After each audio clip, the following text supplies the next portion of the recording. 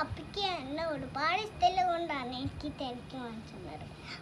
നിങ്ങൾക്ക് ഇത് ഫേസ്ബുക്കിലുണ്ട് ഈ തിരക്ക്. എല്ലാവർക്കും ഇത് ഇഷ്ടമായെങ്കിൽ ഫേസ്ബുക്കിൽ ഈ യൂണിക്കോണിൻ്റെ ഷേപ്പിലൊരു തിരക്ക് വാങ്ങിക്കുക. അപ്പോൾ എല്ലാവർക്കും ഈ തിരക്ക് മോഡൽ